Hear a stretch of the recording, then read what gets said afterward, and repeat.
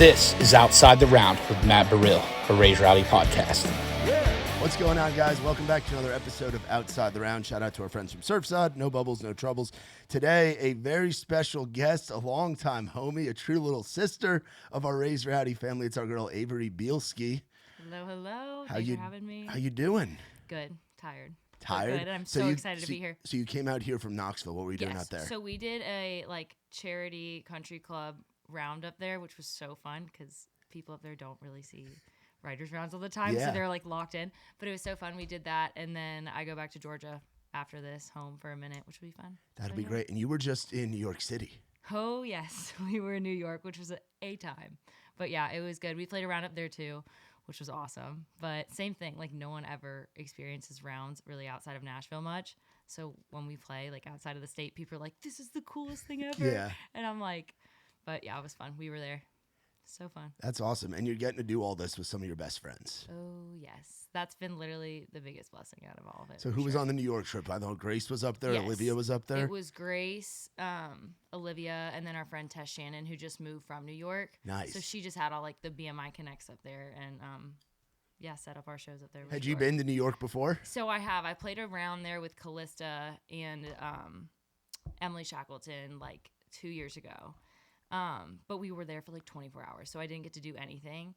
But this was my first time actually experiencing New York, and I literally thought of you because I passed a certain bagel place, I think, and I was like, Matt would love to be here. Oh yeah, that's home, man. And now's a great time to go because it's and it was just warm up there too. Or were you up there when it was cold? It was mid. It wasn't too bad. It was 50. Okay. It wasn't terrible, but I heard last week was so nice. Yeah, they got it was 70s this past week, and then they got 3.5 feet of snow this year. It was the heaviest snow that New York has gotten in my lifetime. In 30-something years, they got. That is crazy. And it's where do you put it? Because you know New York City. That. Where do you put it? That it sounds like a disaster. Yeah, it was crazy up there, but that's awesome. You've been staying busy and just running, and we're on year 3 of your publishing deal at Sony Music. Which is crazy. Don't remind me. Talk about what a blessing it's been just to have that, because you and I have known each other for a while, and we'll get into that in a little while of when we first met back in the day. I was a child. I still am. Yeah, But talk about signing with Sony and just how that's all been for you. Yeah, that was crazy. So I moved here at 18, obviously. Literally known you since then. But, which was wild. I didn't think my parents would ever let me do that. That was not something that was ever even a possibility. But I did it. And so moved here at 18. And my whole goal was I'm going to get a publishing deal, which was insane to say that in my first year of moving to Nashville, I wanted to sign a publishing deal. But my mom's always said, if I say I'm going to do something, I'm going to do it. Yeah. So I just put my head down and was writing twice a day, every day, Monday through Friday. And I got connected with Sony because I used to use TikTok like my publisher when I didn't have one at the time. And I would be like, this song, it was kind of cringy looking back, but I would be like, this song's for so-and-so, tag them in the comments, whatever. And I had a ton of videos pop off. And being like, oh, so-and-so should cut this, so-and-so should put this out, whatever. And there was one in particular that Lauren Elena commented on. And I originally was like, this song's for Kelsey Ballerini, tag her in the comments. And then Lauren Elena commented on it. And then she put a couple of my songs on hold. And she didn't end up cutting any of them, which is totally fine because that's literally how the door opened with Sony. Yeah. But her manager at the time connected me with Rusty.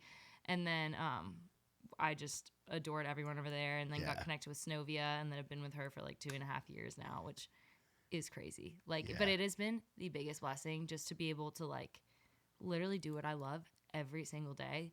And it's just incredible. And the roster of guys and girls that are over there, particularly guys that know how to write with girls, and you're a young artist as well. So it's you'll get thrown in a room with people, I'm sure. And I'm sure early on it was intimidating, but you build your family and your crew of friends outside of your publisher, but also the folks that you see and you write within the fire hall and in those different rooms that they have there at Sony. It's so funny because I never went to college, but I literally view Music Row as frat houses. And college, I'm Sony, Warner, Universal. It's hilarious. But it's so fun to even get to do it with everyone that I'm just best friends with and that I spend life with. But yeah, it's so awesome because Sydney's over there, and then Elise is over there at Sony, and then half of our group's at like Warner too. So it's just so fun. Yeah, so I want to back up. Take me down to Roswell, Georgia. So what was it like growing up, and where in the state exactly is Roswell? Okay, it's like, oh, if I get this wrong, I'm gonna I'm gonna be cooked. But it's like 20 minutes right outside of Atlanta. Okay. Direction wise, I'm pretty sure it's like northeast. Okay. So it's like going towards like Augusta and that area? Yes, Okay. I want to say like nearing Augusta and then going closer to South Carolina than yes. going to Tennessee. Mm-hmm. Okay. So but yeah, so I grew up there, literally never moved my whole life, just stayed in Georgia the whole time. I literally wrote songs when I was like 9 and they were not good and they were awful and terrible, but you got to start somewhere. Yeah. It's so embarrassing I did it because this one boy in elementary school played piano. I was like, I'm going to impress him by writing a song, and then I took the bit way too far and now here we are, which is so funny. But yeah, grew up there, and then around high school was when I decided that I wanted to do music and especially songwriting full time because I grew up playing softball since I was like 7 or 8, and then your typical story, but I wanted to play in college, and then I had a huge knee injury, massive, could not play again. There's no way I'm stepping back on that field. Yeah. And so that's when I started to post on TikTok. This shows my age, but it was COVID.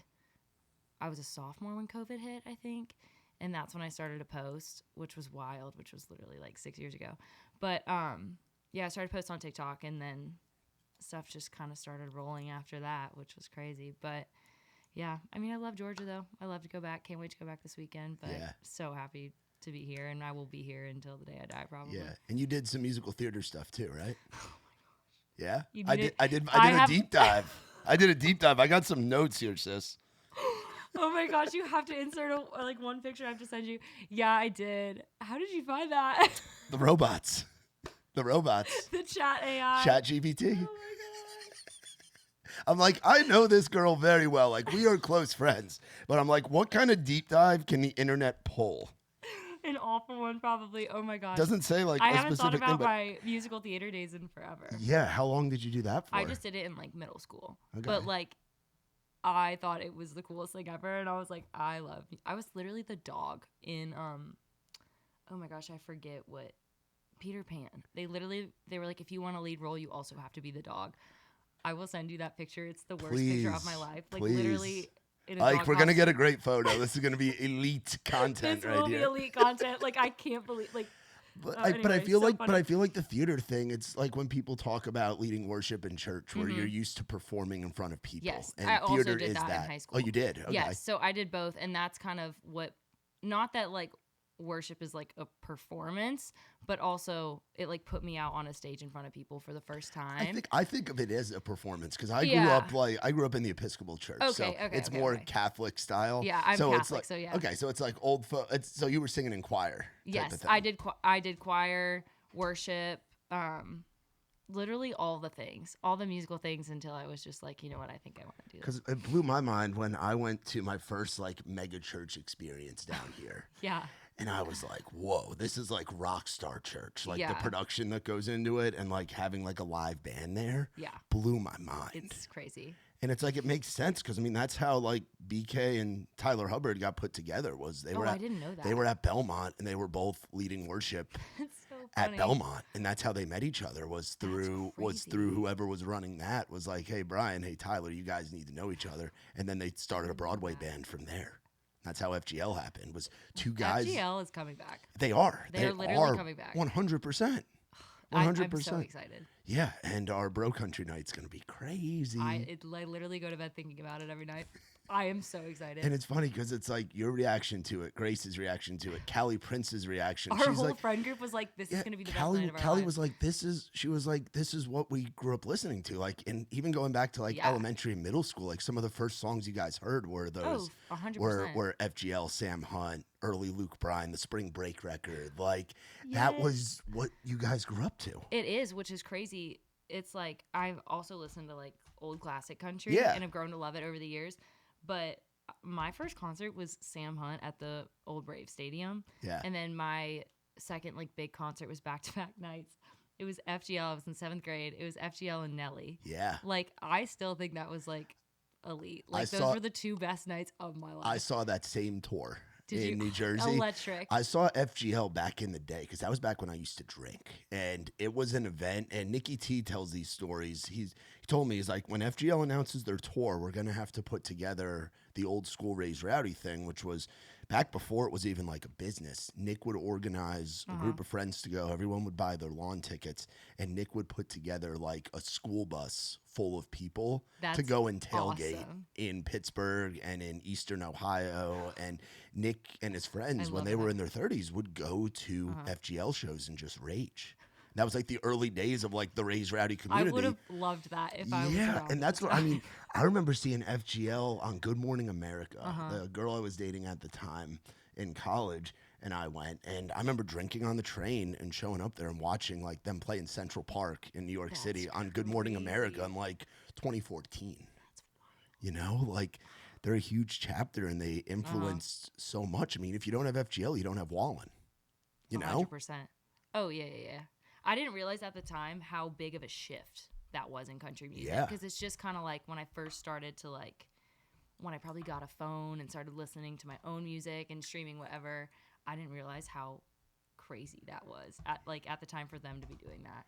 Yeah, I remember them winning their, I think it was New Artist of the Year duo. It was like their first ACM or CMA award. And I remember them saying like, we've got like country music is, well, like we're going to trust us guys. We're going to take this in a cool direction. And they did. And it was an awesome run, and it's going to be awesome when they come back. And it's just the balance of having, because obviously like sad songs and realness and authenticity and that traditional sound, we love that too. But there's something about having that party and that element, because then it makes you forget about all the BS in the world. Yeah. You know? That's so There's true. a lot of it right now, you know? There's so much of it, and people need that distraction. So it's like having a song to cry to, or having those deep lyrics that you see in like the Zach Bryan stuff, or like other acts in that lane. I think we're all craving that party. We're all craving that fun time at a tailgate with our friends. 100%. I know. It's like I was literally talking about this the other day with all my friends, but because someone said, they're like, we're not doctors. We don't save lives every day. And like, not in a belittling way, but like they said it in a way of like, our job isn't that important. And then I really thought about it and I was like, no, it is. Like when doctors even go into like rooms and whatever and perform surgeries, half of them are like, I want to put on some music, or like and I didn't realize like we have the gift of like writing the soundtrack to people's lives. Like, that's like crazy. And I didn't think about it. And I was like, even though some days it feels like nothing's happening, but like it just takes one, and it's like a song can impact anyone's life so much.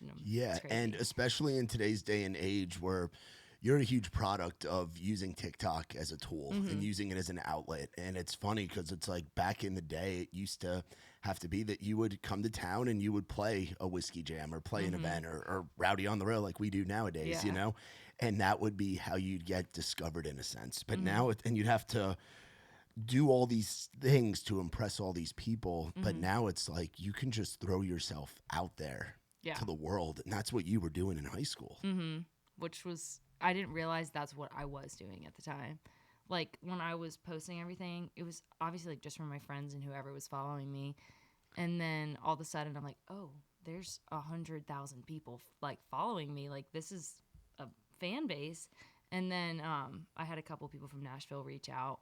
And I'll literally never forget, my dad had my email at the time just to like double check everything because I was literally still in high school. Smart parents. Shout out to dad. Shout out. Like More smart. parents. If you have young artists, young songwriters coming up, it is important to keep an eye on who is communicating with them. Literally. You need that. And I missed an email from Charlie Salvatore. I hope I'm saying his last name correct. I always mess it up. And he's a manager in town. So successful, so awesome, great. And I just like didn't think anything of it, and I thought it was spam or whatever. So I just didn't answer. And my dad texted me, he's like, hey, did you see this email? Like, you might want to actually look at this.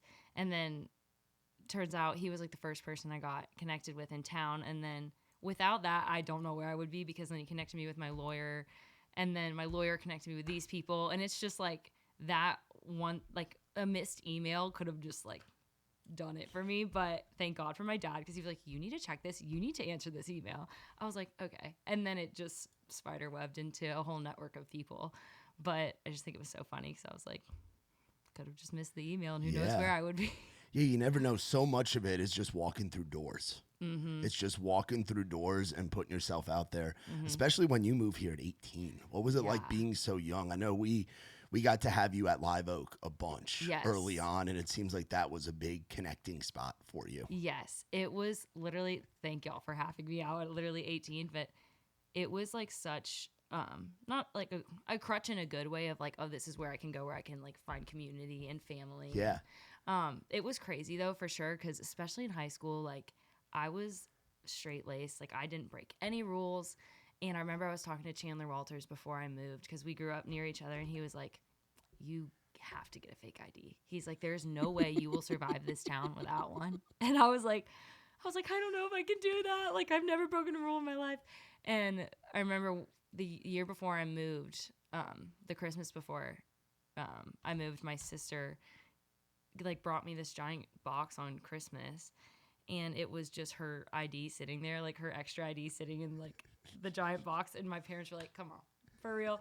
But she gave me her fake ID for Christmas, and then and I wouldn't even drink. Like, I would just use it to get in. I remember, yeah, you were never drinking alcohol underage. I was so scared. And we even had the cooler on stage full of the Busch Light and the high rises and all the stuff, and you wouldn't touch it. I was just I was like, I can't get in trouble. And of course, I got more lax when I got closer to 21. But like, I remember there was one day, it was my sister's birthday, which is in September, and mine's in October. And I was walking in Live Oak with Parker Gray, and it was her birthday, my sister's birthday, in September, and I handed them the ID, and the bouncer was like, I'm so dumb, but the bouncer was like, oh my gosh, happy birthday! And I go, it's not my birthday. And then Parker was like, shut up, like, you're about to get yourself kicked out of here. And I was like, I'm just kidding, like, 22. I just don't want attention. I was like, that's awesome. I was like, what is going on? But yeah, there were so many of those days where I would get so anxious, because I'm like, I just want to see these people at this bar. So I remember just trudging around town with me and my sister's ID and trying to make it work. Yeah. Crazy. Yeah, and you moved here at such a great time too. Like the post-COVID class of songwriters and artists that started showing up around here is so strong. And I always say to Nick that we were very lucky to get to be a part of the early steps for a lot of you guys and girls, with having the rounds. Yeah. And hanging out at Red Door. Y'all were literally doing such that a blessing. Stuff. Yeah, and it's like you mentioned Chandler, you know, like I remember meeting him, and then I remember trying to help him get into Red Door, you know, like after a show. I think we went to a Mike Ryan concert at the Exit Inn with Mike Stoll, the tattoo artist. Shout out to Mike Stoll Tattoos, best in the business. But it's like the whole crop of you guys that moved here, because it was an interesting time. It's like it had to be weird to be in high school when the world was shut down. It was wild. It definitely, I look at it as, obviously it was awful, but like I look at it as a blessing, because it gave me 2 years to do what like ever I wanted. Like literally my school, this is awful, but my school is like, if you're feeling sick, don't show up. Yeah. I had 141 class absences my senior year. Wow. Because I just knew I wanted to be in Nashville, and I was so like ready to be in Nashville, where I was just like trying to take as many trips as possible, doing all the things. But it gave me so much time, because there was really nothing to do during COVID at that age. So I just worked on music, posted, did a bunch of things. But honestly, it prepped you for, you talk about, you didn't go to college. Your college experience was moving here at 18 and learning how to write songs and learning how Music Row worked and performing and making friends and doing all of that. Seems like that was the perfect like precursor. It was. You taking, you not doing algebra or history, but you crafting songs and doing cover videos and posting them. Yeah. No, it was awesome looking back. And in the moment, I was like wanting to rip my hair out, because I was like, I don't want to be in Georgia anymore. I want to be somewhere else. But it was such a blessing looking back. It was awesome. Yeah, that's huge. And you've gotten to, I remember, this is a fun moment. Oh, I remember you and, I remember it was at one of our rounds. And I remember, I think it was Nick that had the conversation with you. And you were talking about really craving your publishing deal and wanting to be a writer. And Nick looking at you and saying, oh, honey, you're an artist. Yes. Like, you're an I'll artist. never forget that. Yeah. And that was a few years back. And since then, it's like getting to watch you release songs. And you're playing our stage at Rock the Country. Which, thank you. I'm down so in excited. Bloomingdale, Georgia. A home show at a festival, a major festival. Yeah. In your home state. And you've gotten to put songs out there. You've gotten to put projects out there. So talk about that transition of going from the young girl from Georgia that wanted to just be writing songs to putting songs out yourself. Yeah. It's also crazy because I'm still trying to figure it out. Because, like, when he said that to me, I, like, laughed because I think even since I was a little girl, I've always known that I wanted to do the artist thing and put music out myself and a project and all the things. But for some reason, I've always kind of, like, pushed it down and been like, no, I just want to write songs, which I have been doing, like, Monday through Friday, usually writing for other people and especially my friends and writing for their projects. Yeah. But, yeah, it's just there's always been, like, a little whisper being like, you should do the artist thing. You should do the artist thing. So I think it's just, like, starting to, like, not look at it so big and just take it, like, step by step and, like, okay, I'm going to put out this project. I'm going to take this opportunity, say yes to this. And I think my whole thing 2 years ago was just, like, start saying yes to things. Just say yes to everything in moderation. But say yes to everything. And just see kind of where it takes you. And there's just been a lot of awesome opportunities that have just popped up that I'm like, I can't say no to this. Even if I, like, don't think I have the money or the time or whatever, I'm like, the Lord will provide somehow. Like, we're just going to say yes. But it's just been awesome. And, like, even Rock the Country coming up in May, which is literally next month, which is crazy. Like, I was so nervous even last year because I never played full band, but thank y'all for asking me to play full band because, like, I just feel like those little moments have prepped me for what is to come, hopefully, and even for, like, the Rock the Country Festival and everything. But yeah, I'm just excited to see what opportunities pop up and what other artist things happen because I'm still, like, I feel like almost still pretty, not green, but, like, younger. You are. You're how old now? I'm 22. Yeah, you're 22. You're a fucking baby. Yeah. Like, you are. And you know? it's so, because it's funny, in my head, I'm 26. Because all my friends are older, and I feel like I skipping college, I felt like I moved here and I was 22. Yeah. But I'm like, whoa, I'm literally 22 right now. Yeah. Like, I have some time to figure it out. And it doesn't feel like that most days. I feel like I'm always like, oh, I'm so behind. But in all reality, I'm like, I'm 22. I should be graduating college in a month. Like, it'll work out. And it's almost like Rock the Country lines up with when your college graduation would have been. Isn't that crazy? That is actually insane. I didn't think about that. Wow, that's wild. And it's like the steps that you took. You moved here and you started co-writing Don't make with me people. tear up. That's and you crazy. started co-writing with people and you found your friends. You talk about Greek life kind of coinciding with the different publishing houses on Music Row. Yeah. You were in your sorority. You still are. That's so funny. It's crazy. And you've gotten to take awesome trips like what college kids do, where you've gotten to go and play in New York, and you just got to do that benefit in Knoxville. And you've gotten to, your projects are your music, whether it's a cut or it's something you're releasing. You're right. I never thought about it. You know, like that. it's funny how, and you talk about the way that the world works and the way that the Lord works. It all happened for a reason, you know? Did. That's crazy. I didn't think about that because a lot of my friends, when I'm playing Rock Country, a lot of my friends are going to be graduating, and some of them can't make it because they're like, I have too much going on for grad week or whatever. They're walking across the stage and getting their diploma. You're walking on stage and playing in front of thousands of people in your home state. That's crazy. Right? God is good. That's crazy. That's wild. I didn't think about that. But yeah.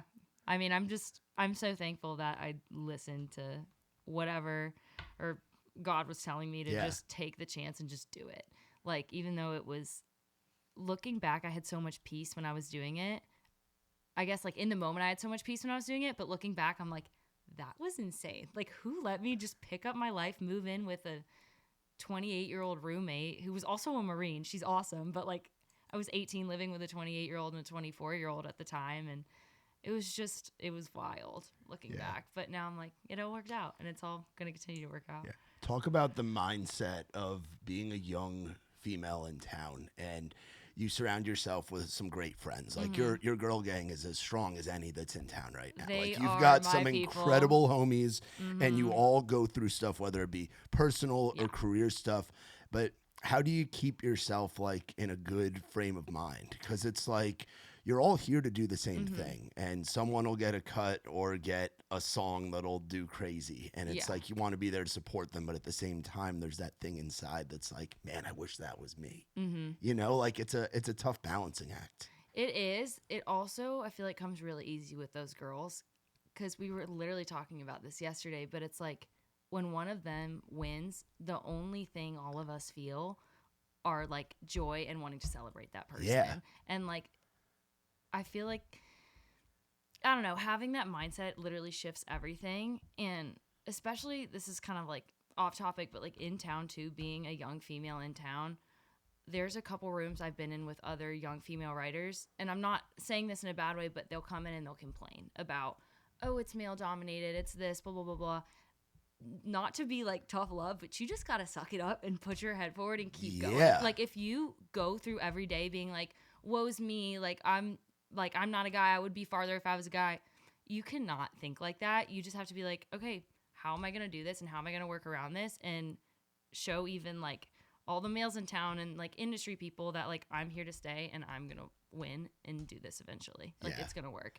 But yeah, you just can't have that mindset of like, ugh, like it's just not going to work. You can't be a victim. No, you can't. You cannot. But I think just anyway, with like a mix of that, and always, even with my girlfriends, just pushing each other to be better every day. Like they'll like, so I live with Grace temporarily right now, Grace Tyler. And like if she shows me a song, I'm like, oh, that's really good. Like I need to top that the next day. And like we all just, it's fun, and it's a fun competitive. It's not ever like actually jealous or angry type of competitive. But if you have that jealous or angry mindset, then you're not hanging out with the right people. You know, and it's Nikki T talks about this all the time, where it's high tides raise all ships. You know, like your whole crew will come up together. And my favorite example of it was in 2020 when the DDID moment happened with Trey. You know, we got a platinum plaque for it sitting right there, still not hung up. It's been there for years. I haven't freaking hung it up in here, but eventually.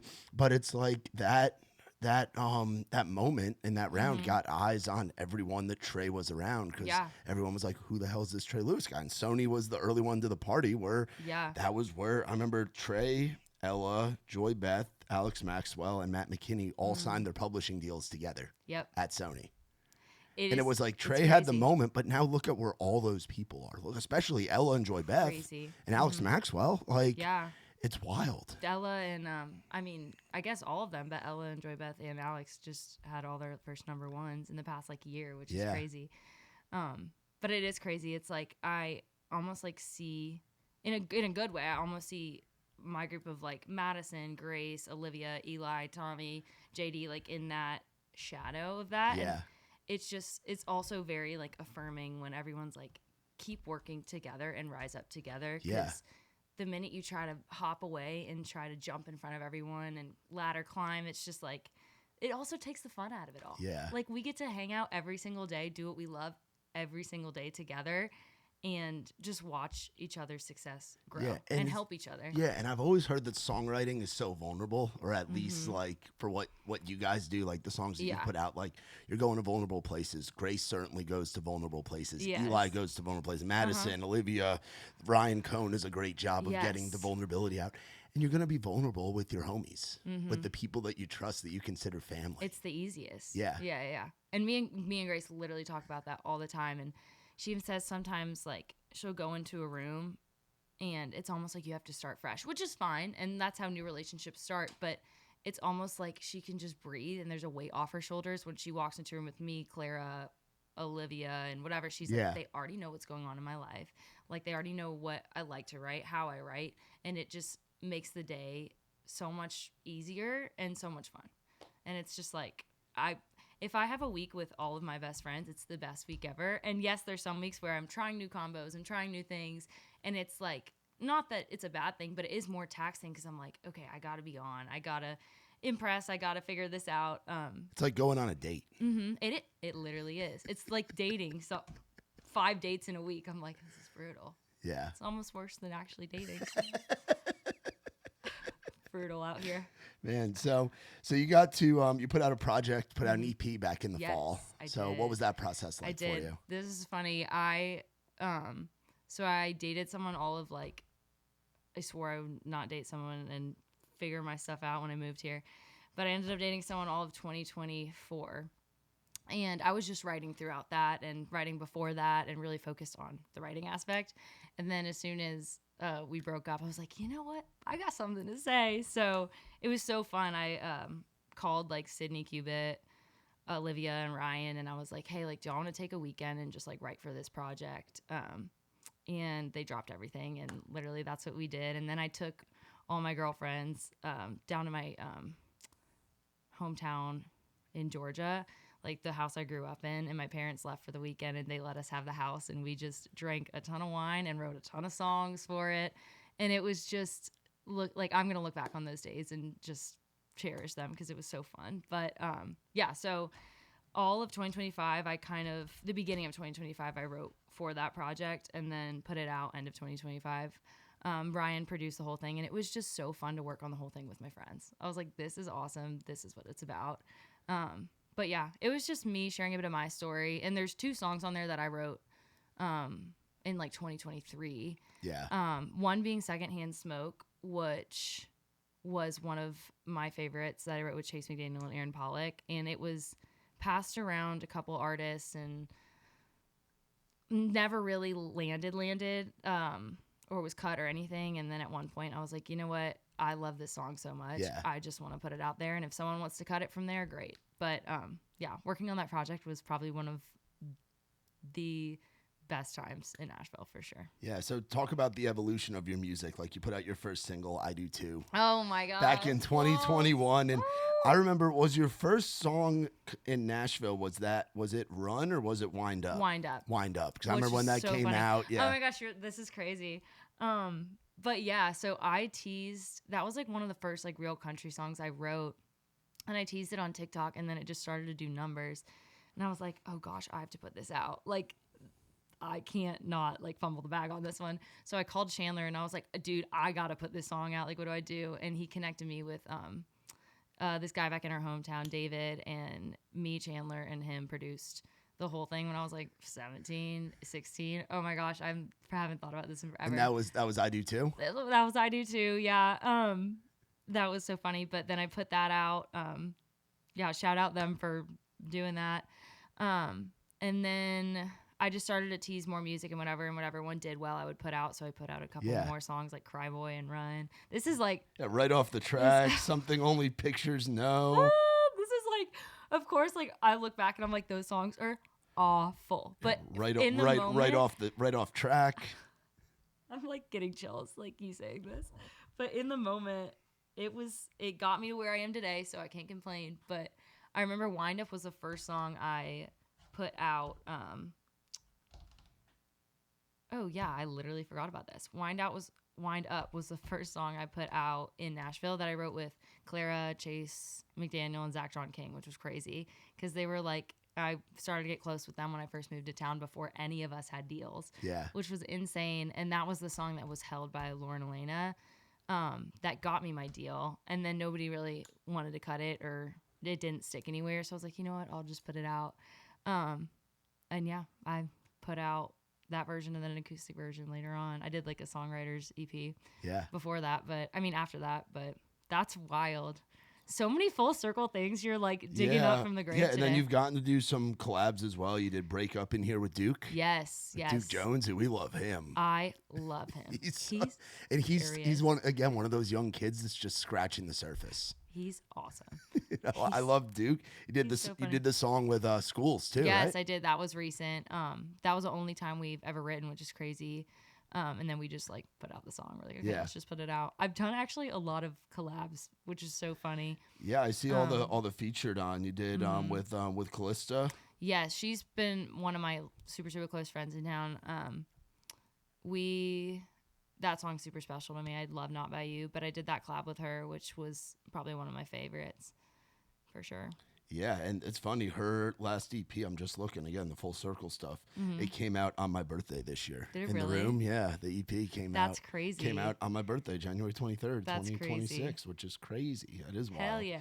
But talk about just how you've noticed kind of the evolution of yourself with your music? Like you look back on those early songs and now the stuff that you're writing and putting out. And It's crazy. And I remember talking to Rusty about it probably 2 years ago.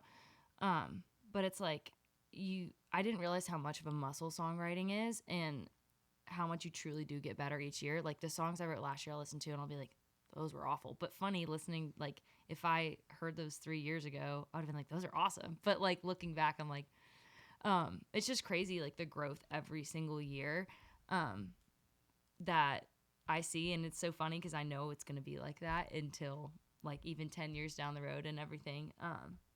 But it is wild to see such a difference from like that first song I put out, I Do Too, 6 years ago, maybe? I don't know.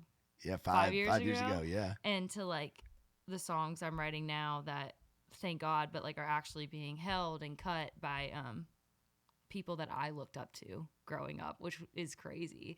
But yeah, it's just wild to see like the growth in that and how much you can change as a writer and an artist. Yeah, one of your biggest songs is actually a demo of Wedding Dress.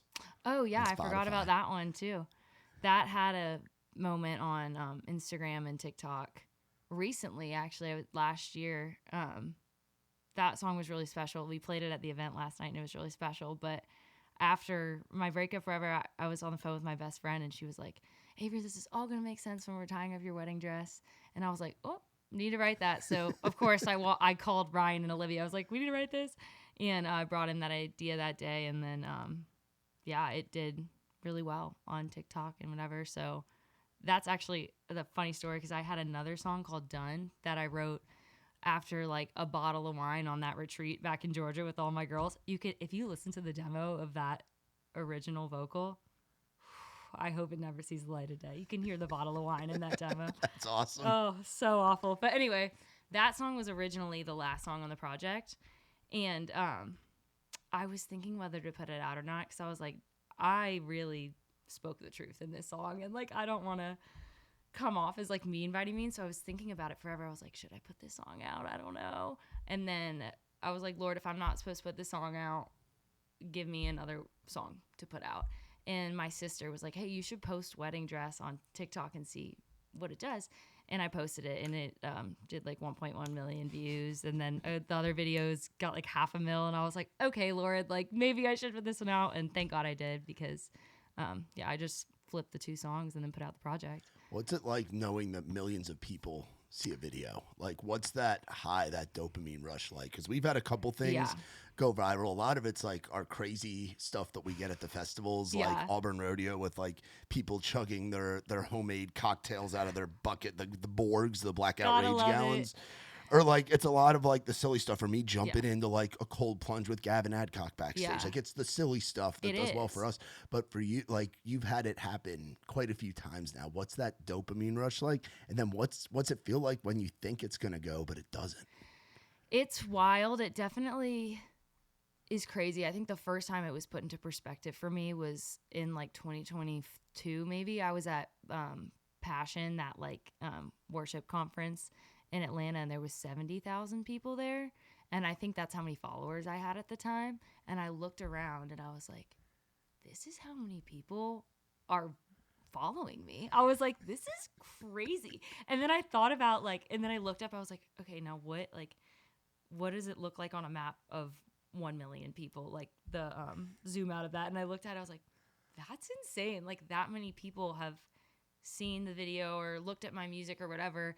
And it is wild. It's like, it reminds me that even though comparison is such a thing and there's people who have millions of followers and whatever, it's like that is still a massive chunk of people that are looking at my stuff and listening to my music. But anyway, it's awesome when you get that video to do well. And it's funny because 4 years ago, if you got a video to get 1.1 mil, people would keep coming back for months waiting for the song to come out. Now, if a video gets 1 million views, they see it once and they move on. Like our attention span is so short now. Not that it doesn't matter, because it does matter, but it does not matter as much as it did back then. Like you could ride the success of that for much longer than you can now. Like I've had videos do well now where if they did that well in 2022, I think I would be in a much different place artist wise. And I'm not complaining. I'm just saying that's like the name of the game right now, which is crazy. But I definitely have to take TikTok with a grain of salt because like behind the curtain in the songwriting world too, there's so many good, awesome things going on that nobody obviously knows about because I don't post the songwriting stuff on TikTok. So it's like if I'm upset over, oh, this isn't doing well, or why aren't people listening to this artist wise, I just pull back the curtain. I'm like, all right, songwriting wise, there are so many good things and so many blessings to come where I'm like, everything's going to work out. Like it is all going to be good at the end of the day. But yeah. That's awesome. That's good stuff right there. Crazy. Like, cause it is wild. Like you've come up in an era that never existed before. Mm-hmm. Like the idea, because there was Vine back in the day, but those were even shorter videos, you know? Like and 6 seconds. yeah. Did you have a Vine or was that? I shouldn't have, but I definitely did. Like I was probably like in 4th grade. Like who let me have a Vine? Yeah. Because you were born what in 2003? Mm-hmm. So you were born in 03. I was 95, so I was a little before you. Yeah. But it's like growing up there, I'm trying to think. Like, did you go to Blockbuster and stuff? Oh yeah. Like. I remember the day they closed down the last Blockbuster in my town. Wow. Which was like kind of recently, like I want to say like 6 years ago. But yeah, I remember growing up when I was really little and running around Blockbuster. You had Blockbuster. You had like you watched TV, not quite YouTube. Yeah. You weren't quite an iPad kid. No. Those kind of came after you. Yeah. My dad worked for AT&T, so I got a phone when I was pretty young. Nice. I know, score. What was your first phone? Do you remember? Oh, it was like, I don't even remember. I think it was the whatever iPhone 3 version it was, but it was like had round edges and it was crazy to look back. I had the flip phone The flip? initially. I never had I had flip. the Nextel, the walkie-talkie, That's crazy. the rugged thing where it's like if you threw it off a roof, it would still survive. Which I wish they were still like that because if I drop this 2 feet, it's breaking. They make so much money on the phones now that They they got to do. make them break so then we can replace them. I have the theory. Yeah, What's your it's theory? all rigged. Oh, it is all rigged. 'Cause this is a new phone as of last week. And every 2 years, my phone starts glitching out, starts overheating, starts crashing out. I'm like, this is Apple making my phone break down so I can go buy a new one. And I fall for it every single time. Yeah. Are you still with AT&T? Yes. Yes. My dad's worked for them for like 25 years. Yeah, so I'm still an with them. AT&T guy as well. Oh, yeah. We've been with them my whole I life. feel like if you're in the South, you gotta have. That's the one that. 100%. Back in New York, it was Verizon, and then Really? yeah, it was Verizon. Interesting. I feel like because back then it was like regionally, like Yeah. they would be stronger in certain areas. Fair. I didn't think about that. You know, like down here, you have the AT&T tower that goes off the building, the Batman building. Yeah. Do you go down on Broadway a lot? Are you at all a Broadway person, or is it only No. when friends come to town? But you will see me in Midtown. Oh, I know. will see- I know. I see you in Midtown. Unfortunately, I do not go to Broadway a lot unless my friend has a show or like even when my friends come in town, like my friends who are still in college, I take them to Red Door, Odie's. I take them to Midtown or Rooftop somewhere, not on Are Broadway. you in East at all? I actually lived in East for a year and a half last year, and I loved it. Yeah, but if we go out, it's either Midtown, Skinny Dennis, East. I was gonna say Yeah. like Skinny Dennis is like having a moment right Oh, now as a it's bar, and I think popping off. Odie's is too. So Yes. it's like we're gonna be announcing. I think it'll be announced by the time we get this episode out. We're doing our first Raise Rowdy East Nashville pop-up event Hell yeah. at Skinny Dennis. Oh, that's gonna be awesome. Yeah, it's gonna That's be gonna be Nikki awesome. T's quarterbacking that whole thing, so I can just go there and hang, which will be You're nice. like, I'm just gonna come up. Yeah, I don't have to get on stage or do Yeah. anything. It's gonna be awesome. But the event's be gonna be so called fun. West Turnt, and it's gonna be Y'all have the best names. that's a Nikki awesome. T one. That's shout out to Nikki. I think it was me, Nick, our buddy Andrew, who works over at CAA, and our friend Amy, who works over at Okay. Play It Again. And we were at an Ian Munsick concert in Rome, Georgia, at the old Brew House, Classic. or Peaches, I think is what it's called Yeah. now. And we were at the Mellow Mushroom getting pizza and having So drinks good. before. And Amy, I think, said we're getting West Turnt. We're getting West Turnt tonight because it's Ian Munsick. And Nick like, all right, that's got to go on a shirt. And so it's going to be like a round style, and we're going to have accompaniment with hell it. yeah. So Kurt's doing the first one, so it'll be Kurt on pedal steel, playing alongside the two rounds. Oh, that'll be awesome. Yeah, and Let then- me know when this is. and then That will be coming. Yeah, and then we'll do one. I think we're gonna do it like once a month or every other month, and have You a should- different like band Yeah. guy or girl. Like we could get like a fiddle player or get like a mandolin player. And it's Yeah. just like a quick, like 6 to 8 o'clock, like happy hour time event before That's the night so gets going. fun. So we're interested to see how that goes. I will be there. Because I've never been an East Nashville person. Yeah. I've always felt more. I'm also a bro from New York, though. I'm not. You're not gonna like East I'm Nashville. not. No, but I have Yeah. found some of my favorite nights out recently have been at Skinny Dennis Yeah. and going to Texas too and watching what Delaney and Aniston are doing. They're and crushing as it. someone who has hosted events here for coming up on 7 years now, Yeah. one of my favorite events in town right now is Texas Texas 2. too. I love what they're doing at the Underdog. Awesome. Dell and Annie are killing it. They're crushing it. I literally love Aniston and Dell to death. They're awesome. I know the first time I went to like the second one, I think. I showed up. I couldn't even move. There Yeah. was like it was. We were just at jam-packed. the last one they Yes. did. We were all there. Yes, I was in flip flops and a sweat set. Yeah. Because I didn't plan on coming, so I threw on a hat, flip flops, and a sweat set, and I was like, "No one look at me." I was like, "I should not be here." The bar in flip flops. That's Yeah. crazy. Yeah. But yeah, it was so fun. They're literally crushing it.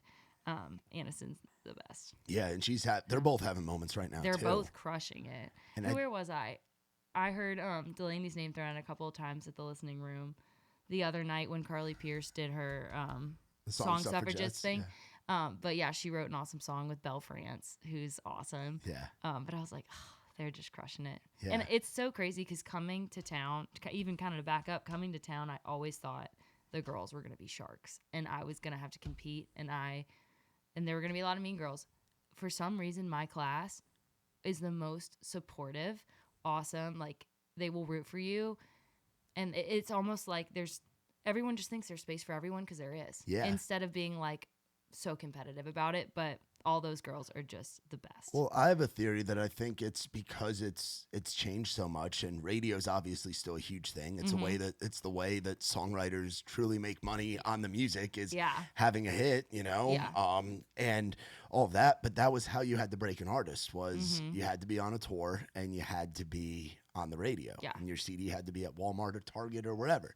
Yeah. Now there's so much room and there's so many different flavors to where everybody can win. Yeah, it is crazy, and it's awesome, honestly. But that's true. I never really thought about that. Yeah. There's like more space and more not availability, but No, everyone I feels think like they can there win. definitely is availability, Yeah. and I think that there's more people getting signed to publishing deals. Yeah. There's more people, like the label rosters are bigger than they've ever been.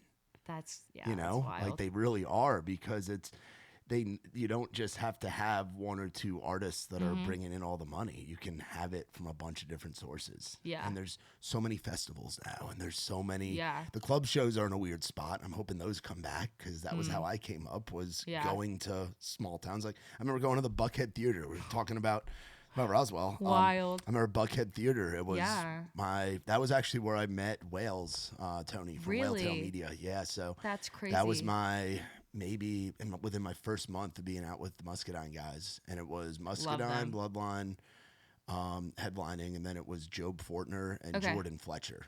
And That's Jordan crazy. Fletcher wrecked Muscadine's old Sprinter van on the way down, That's which that insane. Sprinter van was given to Muscadine by Luke Combs, because that was Luke's old Sprinter van. I love So this is just Luke's- the magic of Nashville. Luke's The hand-me-down stories. Sprinter van went to Muscadine, and then Muscadine gave it to Jordan, and Jordan used to drive, because Jordan used to ride around and follow Muscadine around in his pickup truck with a camper on the back, like a bed camper, and Jordan would open the is shows so and funny. sleep in his truck. That's crazy. Because Jordan used to sell merch for Gary and Charlie too. That was his first gig in town. That's wild. Yeah. Oh my gosh, things have come so far. Yeah, They've but come so but far. I miss those days of going to the clubs, like when Statesboro was thriving with national acts, and when Rome was going, like Georgia as a whole, like Yeah. just so much music. so much. The Georgia Theater, the 40 Watt, the what was it, Blue Water down in Valdosta, Crazy, like yeah. so many clubs and venues, and I'm hoping we get back to that, because Yeah. it's like,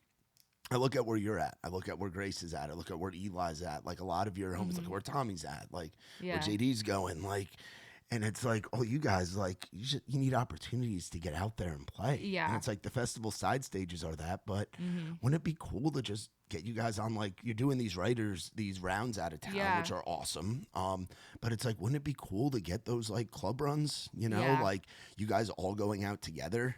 Because that's what it used to be. Oh yeah, it would be. And I have this gut feeling, especially with just the group I run around town with, like that's what we love, and eventually we will do something. It's so crazy. I was talking about this with Grace in the car this morning, but it's like it would be so awesome if we could just all pack up and just take a tour and stop at certain places. That's and do what the it thing used to be. Yeah. Muscadine's some of their first national touring. I know they were part of the Corey Smith system, where everybody toured with Corey Smith back in the day. Everybody. Toured with so Corey. Funny. But they were buddies with Luke. Yeah. With Luke Combs from playing at Revival. Yeah. And then Luke brought him out to open for him. You know, it was the friend thing to do. Like when I was working for them, we had the revolving door of like Job Fortner or Jordan Fletcher or Tyler Halverson. You know, it was all their homies. With Trey, Ella was our opener. You know, it was like Ella, or it was Alex Maxwell, or it was like, or it was Clay Barker or Matt McKinney. Like it was, you brought your friends out on the road with you, and you still see that a little bit. Like you see, like Tucker Wetmore bringing out Jacob Hackworth and things like that. Yeah. But it's like, God, it would be so fun for you guys to do a run that went through like. One weekend was like through the Carolinas. One weekend was through Georgia. One weekend was through East Texas. We could so do that. It'd be so much fun. And it's like each of you headlines the run in your respective states, but then you guys open. Now I'm like planning this in my head. Yeah, but it's just people aren't buying the club show tickets. You know, and the clubs aren't taking chances. Yeah. You know, it's weird. Like you were just in Knoxville, the Cotton Eye Joe. It's one of my favorite shithole clubs in the world. Shout out to Chuck Lorre. I think he still owns it. But it's like, and that was a spot where it was like Wallen and Combs and Muscadine and Riley, and everybody came up playing there. Yeah. It's like they're just not, like you guys just need the opportunities to get out there. Yeah. You know? That sounds electric. I crave that, and I'm hoping that's like a goal for us with Raised Rowdy as we grow, and we're doing a lot of festivals this year. And I mean, y'all are crushing it. The event. Thank you. So You're fun. crushing it too. But it's like, I want the ultimate thing for us is giving back to the artists, you know, and it's getting eyes on the people that we think deserve to have eyes on them, and that we love watching grow in the scene. And you're a huge part of that. You know, if it weren't for girls like you and guys like your homies and like the young artists that are coming up, we wouldn't have Raised Rowdy, you know? Well, it's literally made wouldn't to be have somewhere to play without it's y'all. Literally, so vice versa. It's literally, it's an ecosystem, you know? It is. It really is, yeah. Yeah, it's special. So what do we have looking forward to? We were talking a little bit about some new music. Yes. I am probably not going to put out much myself this year just because travel is so crazy but so awesome. But so travels, talk about travel real quick. We're Taking vacations. There's a lot of writers retreats. A lot of writers retreats, rounds that turns into kind of writers retreats. But like it was so funny. I remember 2.5 years ago, I literally was like journaling and I was like, I just want to be gone every weekend and so tired from traveling. And like, I look at my calendar, I will be gone every single weekend until mid-July. I think my first weekend is back in Nashville, and it's just so crazy. But anyway, I'm doing a lot of like for example, and just like small things, like we went to go see Ashley Ann play open for Averie Ann and chat. Yeah, you want to go support your homies. That's so important. And it's so fun, and like that's what it's all about. And then we went to Charleston to write for. We didn't write much, but we was just that did the like, JD house that party? Was the JD house I remember party. JD telling me, being like, "Man, my parents are gone for the weekend. I'm taking everybody to Charleston." I'm like, and "You have that's what fun, we JD. did. Godspeed. I hope you survive." Oh my gosh, and we did. We had a blast. Like Tommy was such a trooper. Y'all were out on the boat. Yes.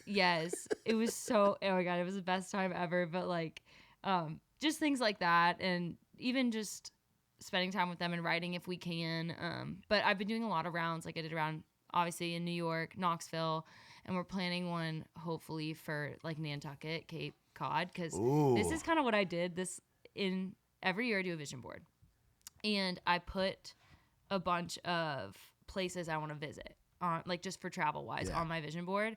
And then I think about it and I'm like, okay, now where can I play in these like places and just travel and visit? And then somehow it always happens to where I always end up playing in those places. Yeah. So we're just like planning things like that for this year. Might do another one in Florida. But my favorite thing is playing rounds out of town. And I love shows, but it's just amazing. Like, for example, the round in New York, it's sold out. No one has ever seen a writer's round before. Like when I tell you they were like just locked in, no one said a word. The room was packed. You couldn't step anywhere.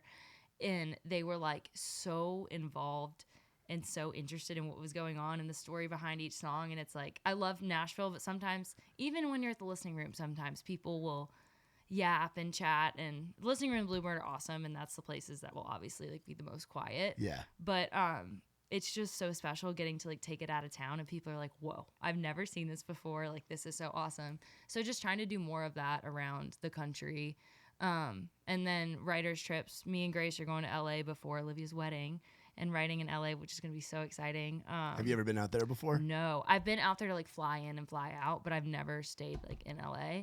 So we're going to do that and write with some like LA producers and people there before Olivia gets married. And then, I think there's, what other writer's trip? I don't even know. Are you Key Westing it this year? Oh, I'm Key Westing it.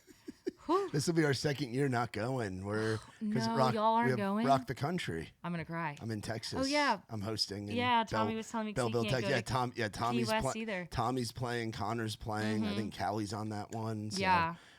I'll be in middle of nowhere, Texas for a that'll couple be days. so fun, Which will be though, fun, but yeah. And last year we missed it because I was hosting at the Cat Fry Festival in Stillwater, Oklahoma. So it's Oh my we're so busy with Y'all festivals. need to block off next year to go. Yeah. 'Cause this year's going to be the year. I to know, go. and it's like we're such a big part of getting to watch you guys Yeah. all come up. So now it's like you guys are the veterans down there. That's crazy. Isn't it crazy? Because That this will is be what, crazy. year 3 for you? This is year 2 for me Year for 2. Key West. Also, we haven't been down there at the same time. No, we haven't. Damn. Because it was crazy. The first year I was supposed to go, Leslie called me and she's like, hey, White Claw wants to sponsor you or do a little sponsorship. And I was like, hey, I'm 20. I was like, I'm 20 years old. And then she called me. She's like, can you come in the office? I was like, yeah. And she's like, you can't go on this trip. We can't sponsor anyone that's under 21. I was like, okay, whatever. It's fine. I'm glad I waited, though, because last year was electric and some of my favorite Yeah, moments. some of my favorite moments of like rounds and stuff have been in Key West because I did it for I think 3 years in a row. I think Nick went 4 years. Yeah. And we would bring Ike down there, and Ike just has a ball. And So fun.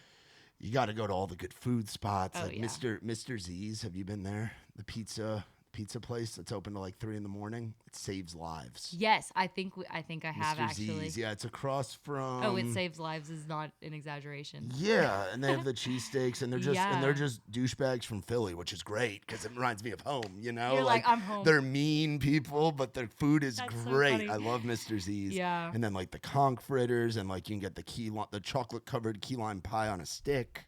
That I can't wait to go back. Because we would always go for a week because we would have to get an Airbnb, but you'd have to book it for a whole week. So Yeah. we'd get down there a couple days before it would start, and then Yeah. we'd be there a couple days after everybody left. And it was Electric. like a marathon. We had High Rise with us one year, the THC drinks. Oh, And they brought down Yeah. cases of it, and they left them with us at the Airbnb. We're like, we can't fly home with this. I got 10 cases of THC, so we just stayed at the Airbnb, and I just drank them. that is hilarious. Me and our buddy Jerry, Ike's old roommate, we case raced High Rise. I drank like 20 my THC nightmare. seltzers. That is And my I just nightmare. sat out at the pool by my Airbnb and chilled. electric. I passed out my sunglasses. I had the whole 10. My cigar like fell on the Hell ground. It was yeah. awesome. See, I Vibing. don't. That was my mistake last year because I don't touch like any of that. I only drink, and because my body is just so anxious. So anytime like I'm like I can't do that. So I literally drank 2 of them last year, not knowing that it was a High Rise because I just thought it was a drink because they just a sponsored seltzer, and someone yeah. handed it to me. I woke up and had the worst anxiety attack of my life. I was like, what was that? And Yeah. of course, it's on the last day of Key West, and you're like, my body hasn't had water. Yeah. I haven't taken care of myself in 4 days. Literally ended up in the ER last year. Oh, no. Oh, yeah. Not for like drinking. Like I literally played around and I crossed my legs and I uncrossed my legs. And I guess the bar stool I was sitting in, I like cut off circulation in my right leg. Oh, And I jeez. looked down and my leg was so swollen. And everyone's like, Queen, if you have a blood clot, like you can't fly. So I was like, I dragged Madison to the ER with me to like The triple Key West check. ER. The Key West ER. And then where did we go right after that? The Smack #1 party. We hit the bars right after. But yeah, just so many funny stories from that trip, and can't wait to run it back this Yeah, year. we'll have to mark on the calendar and see how Yeah. the festival thing goes and just block off that week. Y'all have to. Because it's like we used to do the rounds at Island Dogs. We did the happy hour, Okay, and we did them during yes. happy hour. So we would do Thursday, Friday, Saturday, and we'd do them from like 3 or 4 to 7, I want to say, or 8. And we had like the people that were coming up. It was like Yeah. the folks that were where you guys are. You That's know, it's crazy. like where it's a lot of the kids that are coming up and have the deal. So it was like it was Ella, it was Johnny, it was like Yeah. the old homie. It was Hackworth and Heath Warren when crazy. when Rockin' a Hard Place was number 1. Yeah. You know, it was so it's like you get to experience moments down there, and it's like songwriter spring break. It is. It's literally songwriter spring break. Yeah. So who all from your crew's going? Is it like your whole crew It's going? everybody except Tommy, Okay. which I feel bad Yeah. next year. Yeah, because But but we'll take good care of him. Take good care of him He'll for be us in he'll be he'll be Texas. with me and Ike and Nick in Texas. I know. I feel so bad. Make sure he has a good time because we keep talking about it every time we hang out. Oh well. And then he's just like, I'm like, sorry, King. But I might have to find a way to get like a frozen drink machine or something or get like a kiddie pool. Do something. make it, please. Do That some would be do so some like funny. Key West bit, but we're in like middle of nowhere, Please. barren Texas. Please get at a Rock kiddie the pool and a Country. pina colada. I would lose it. That would be elite content. Get him sunglasses. Yeah, A little. raise Rowdy Key West, and they got Tommy sitting in a lawn chair with his feet in a kiddie pool. I would die, please. We might have to do that. You actually have to. That's hilarious. Because I feel so bad every time we talk about it. Like, we are so excited. As you should And then be. he's just like, should I? Because he thought about it. He's like, should I fly to Key West on Wednesday, fly to Texas on Friday morning, then fly back right after my show and stay in Key West for another day? I'm like, no. I'm like, Grace did that last year, and it was crazy. Yeah, you want But- yeah, and then are you guys flying into Key West or are you guys flying into Miami and then doing the drive? So we're kind of split up because I'm flying from Atlanta to Key West directly, and then I think staying an extra day and then flying back to Atlanta. But I think the boys are doing the drive, so it's going to be Eli, JD. the whole drive or They're or doing Miami to the drive. whole drive. Okay, I've had buddies Mark Oriot and all those Yes. guys used to do that. It's Aiden Walters, Eli, JD, and Benjamin. I forget his last name, but everyone calls him Benjamin. They're driving. They're driving the full 13 hours, praying over their car. It's not 13 hours. It's farther than that, right? It's a full day. It's like 24. Yeah. I don't think they know. Yeah, it's a 24-hour drive. Yeah, you split it up. The way you normally do it is you bring 4 to 5 people and you split it up and do chunks. So you do like I 4 or need to 5 hours, inform them of 4 or 5 this. hours this guy, 4 or 5 hours that guy. So Mark Oriot, who's been an EMT forever, used to take. Oh. It would be Mark. It'd be Eli Locke, Nick DeLeo. Yeah. Jadis came down with him one year. I'm trying to think like who else. Baker, Grissom. They would pack like 5 or 6 in, but Mark would also bring down all of his IV stuff. So Mark would be giving IVs to people in his condo. Could have used in that his last Airbnb. year. Yes, but they do the drive where it's like 24 hours, and because we sent them back, we had them bring a bunch of our merch down last year, so we didn't have to ship it. Or 2 years ago, That is they drive a truck. They drive Hilarious. a truck and a trailer from Nashville all the way down.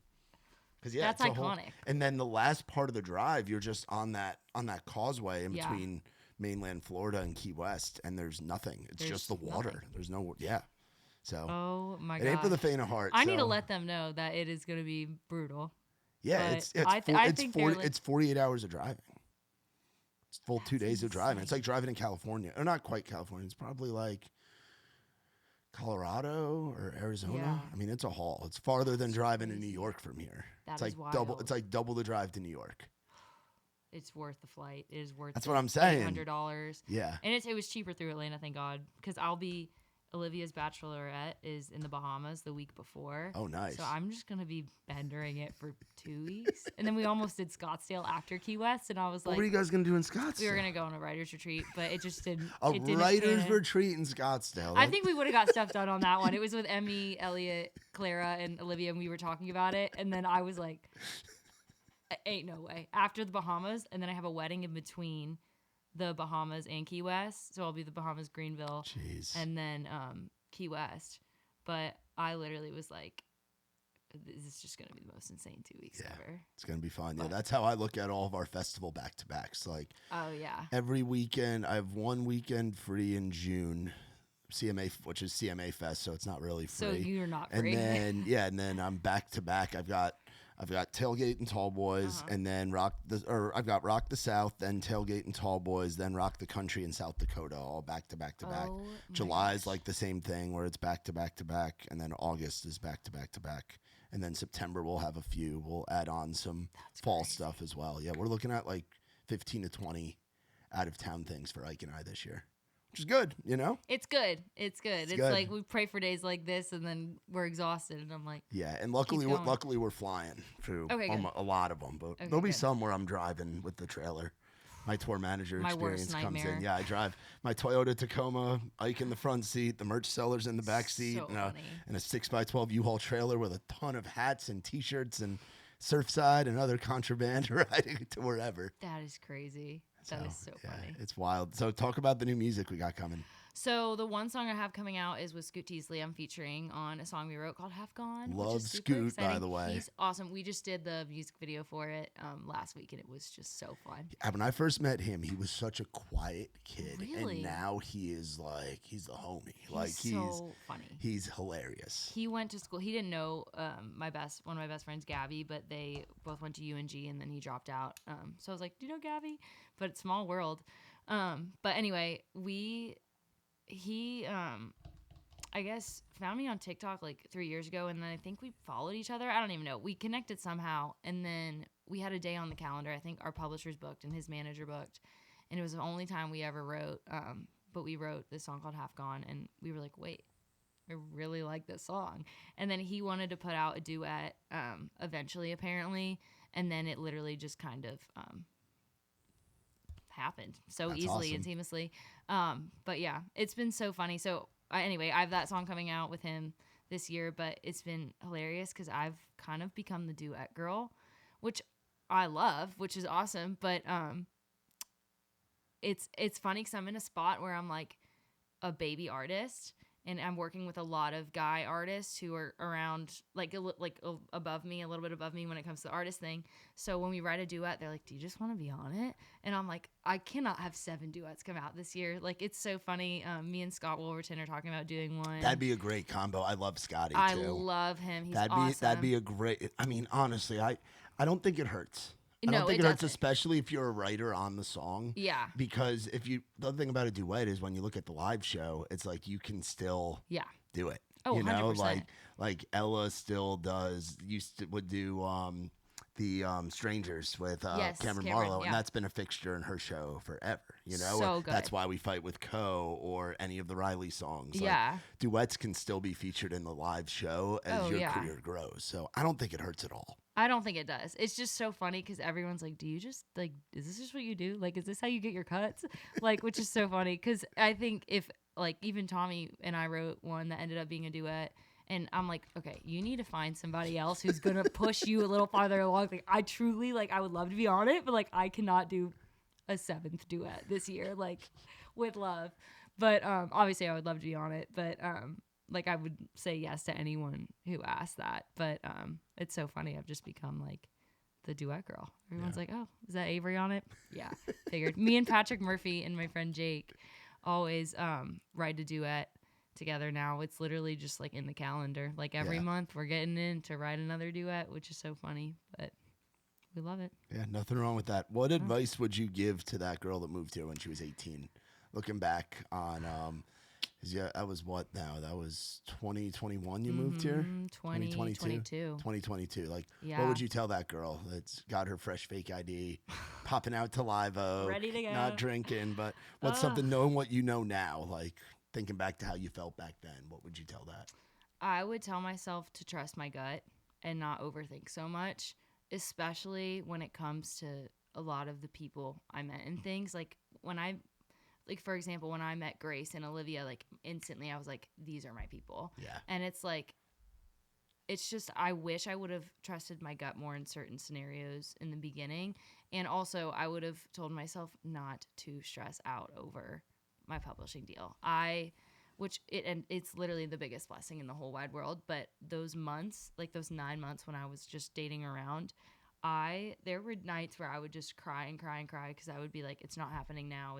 Why isn't this happening? What's going on? Like, I don't know what this meeting meant, or I don't know what this meeting meant. And I would just tell myself to enjoy that time. Yeah.